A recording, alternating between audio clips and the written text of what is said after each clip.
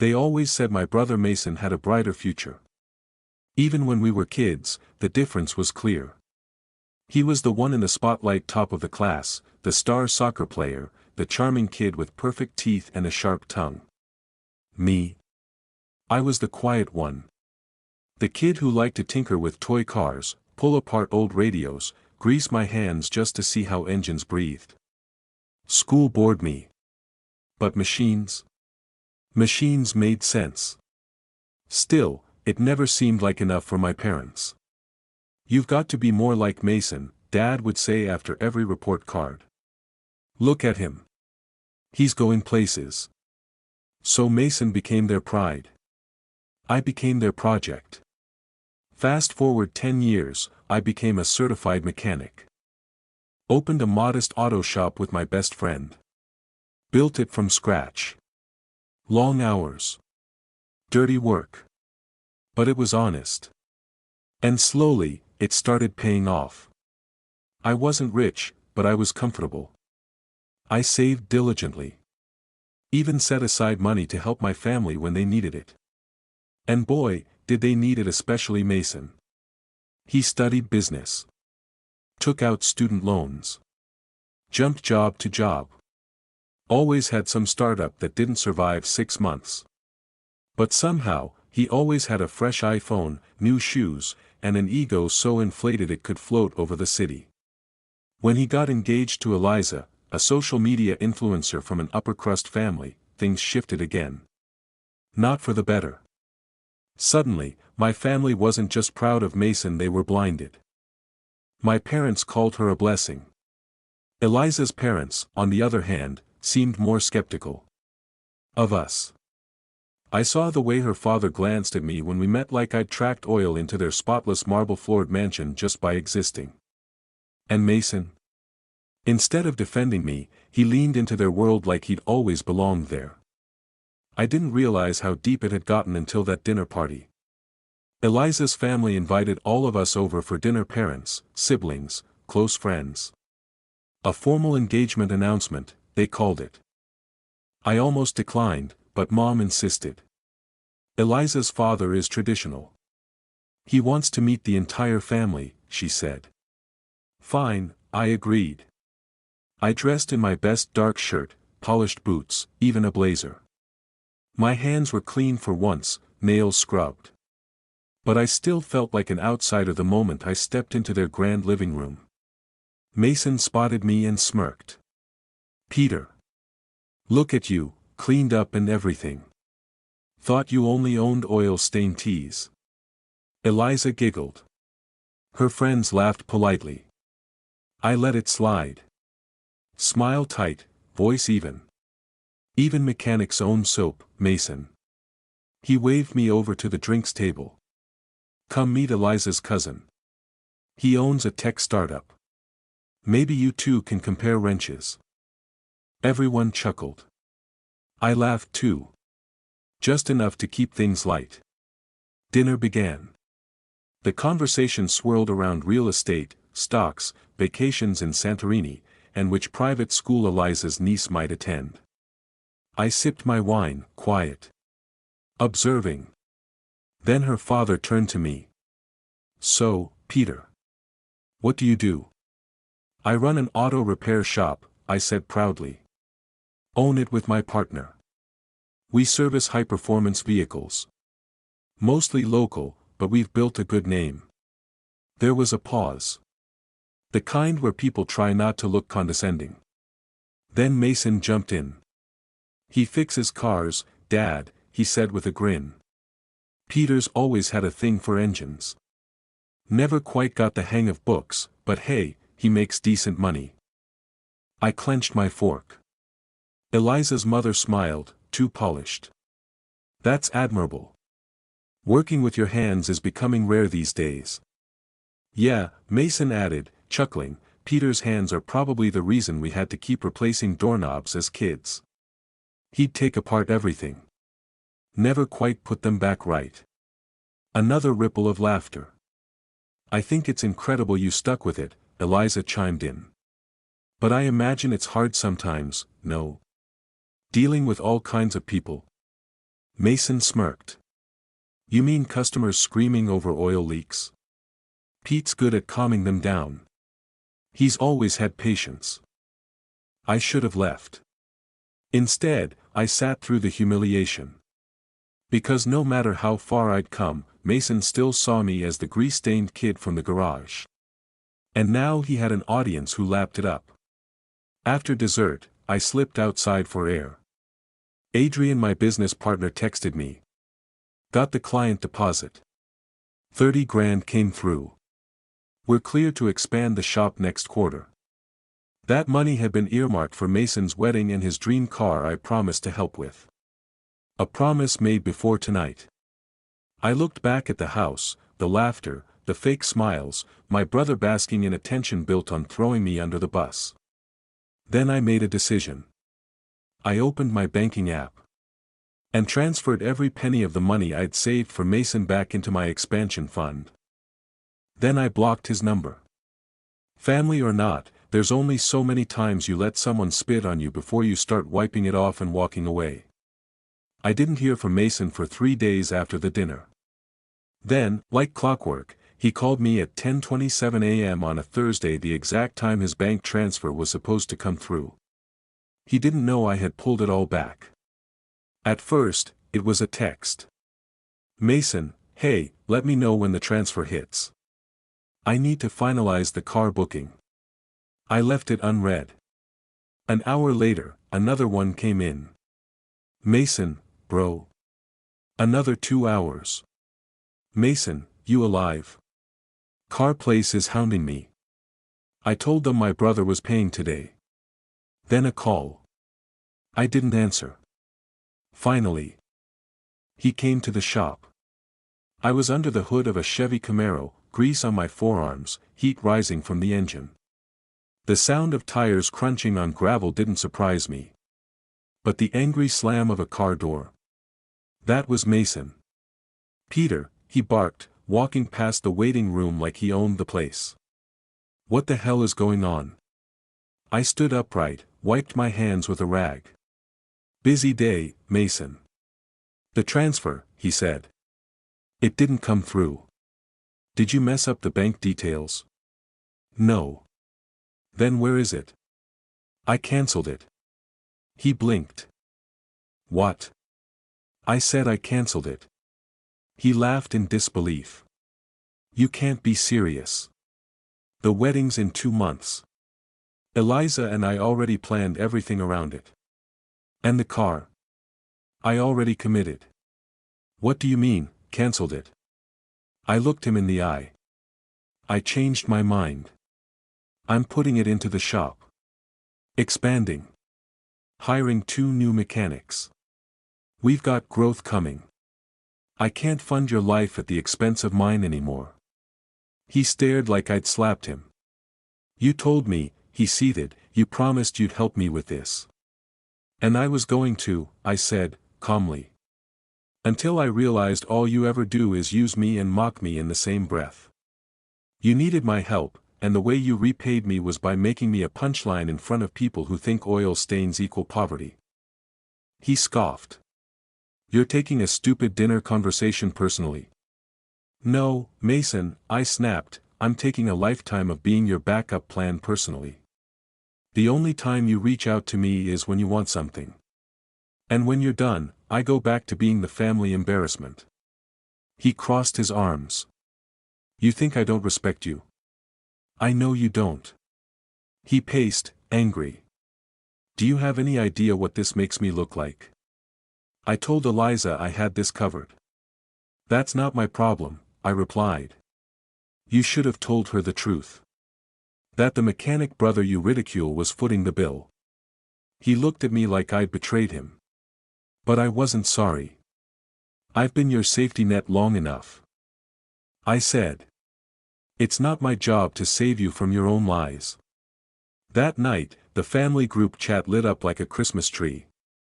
Mom, Peter, why would you do this to Mason? You promised you'd help. Dad, this is a huge embarrassment for our family. You know Eliza's parents are big on status. We can't afford drama. Mason, you're seriously sabotaging my wedding over some pride? You're a mechanic, Peter. Stay in your lane. That one did it. I left the group chat. Blocked Mason on everything: calls, social media, even email. 2 days later, Mom came to the shop.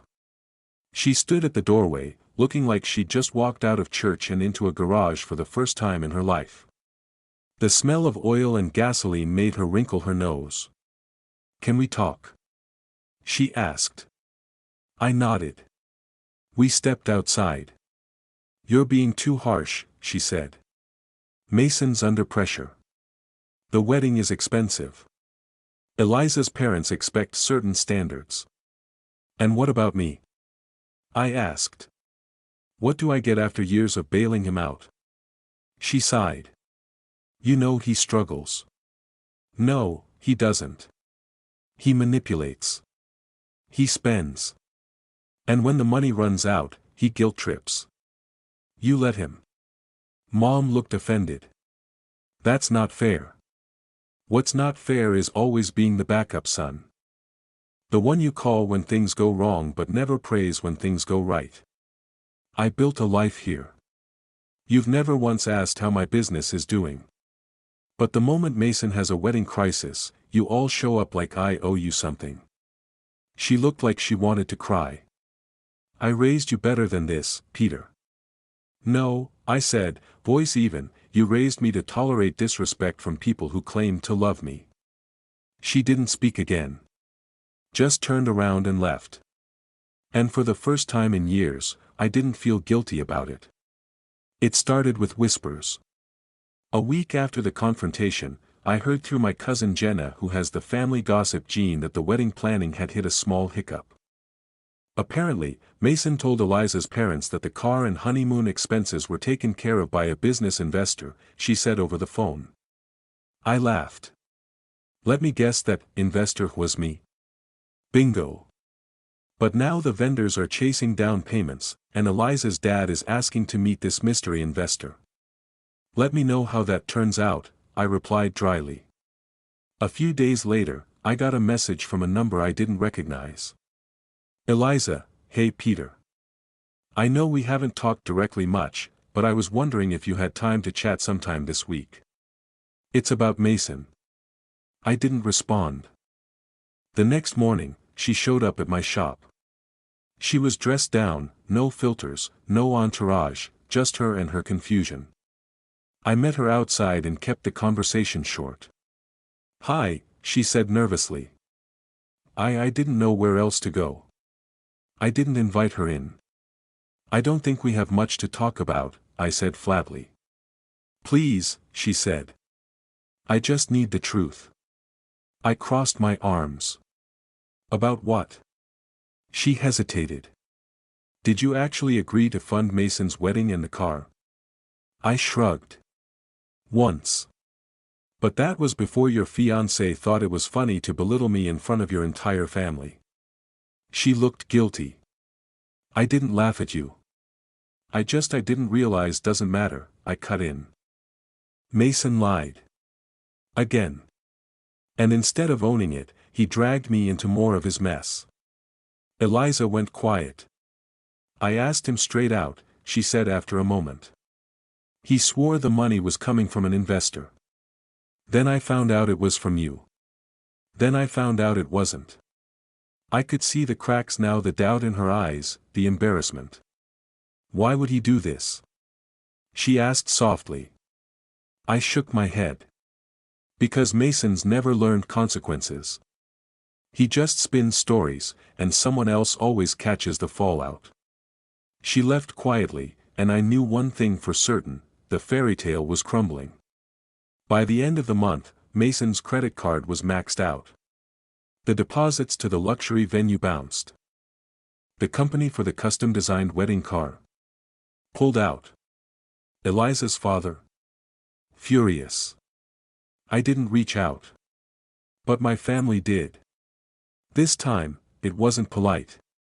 It was desperate. "Dad, voicemail, Peter, this is family. You don't turn your back on blood because of a misunderstanding." Mason's ashamed enough already. Don't make this worse. Mom, text, you owe him. You owe us. After all the times we fed you, sheltered you. You would be nothing without this family. Don't throw us away over pride. Mason, email, subject, you happy now? Everyone's looking at me like a joke. Eliza's family doesn't trust me. Mom's crying every night. Dad's ashamed. I can't believe you'd let this happen. I would never do this to you. I read the messages. Sat with them. Then deleted every single one. I didn't owe them. What I did owe was honesty to myself, the version of Peter who stayed up until 2 a.m. fixing carburetors, who took business loans and paid them off early, who never once defaulted on a promise unless someone spit on it. The next day, I did something no one expected. I posted a photo on my business page, a photo of the new extension being built behind the shop. The caption read, "Started with 2 hands and a toolbox. Now building something no one can take from me." It went mildly viral. People cheered in the comments. Except one. Mason, burner account, enjoy your oil empire. Just remember who helped you, not at all. Petty. Classic. And then came the final straw. Mom showed up again. This time, she had tears. Literal ones. "Peter," she said, "he's your brother. You can't let him drown." I looked at her with the calmness of someone who's already buried the guilt. "Mom," I said, "Mason never drowned. He threw himself into deep water and kept blaming the lifeguard. I'm done swimming after him." "You're being cruel," she whispered. "No," I replied, "I'm just finally being free." The invitations had gone out. Eliza had posted save the date cards on her influencer page. The venue was reserved. The menu had been planned. The dress fittings were halfway done. But with no money to pay vendors, no car, and a rapidly unraveling story behind the scenes, the wedding came to a halt. The lies being told were exposed and Eliza and her family went silent. It started quietly. First, the venue released a polite statement that they were no longer hosting the Hudson Smith wedding. Then the designer dropped out. Eliza's PR team removed all mention of the wedding from her page. Then came the Instagram Live. Mason's desperate Hail Mary. He went live on his account and tried to spin it. "Guys, I just want to say this has been a really tough time for me and Eliza. Some promises were broken, and someone in my own family sabotaged everything. You try to help people, support them, and they stab you in the back. I don't want to name names, but it's hard when someone you love more than anything decides you're not worth supporting." It was obvious who he was talking about. The comments exploded. Wait, wasn't his brother paying for everything? Mechanic brother did him dirty? What kind of sibling abandons family before a wedding? Then a twist even I didn't expect. Eliza joined the live. At first, she just watched. Then she requested to join. Mason hesitated but accepted. Eliza came on screen, her face calm. Too calm. "Mason," she said, "please stop." "What are you talking about?" He said, "Fake innocent. I'm just sharing my truth." "No," she said. "You're spinning it again. Your brother didn't sabotage anything. You lied. You told my parents he was an investor. You mocked him in front of us. Then you got angry when he pulled the plug on funding you like he owed it to you." Mason stammered. "Eliza, this isn't," she cut him off. "I spoke to Peter. He didn't deserve this. You embarrassed him. You humiliated someone who actually works hard and doesn't pretend.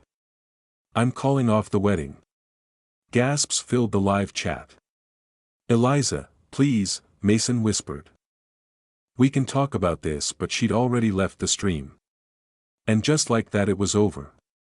The golden boy's crown slipped off. For the first time in years, I wasn't the one being looked down on.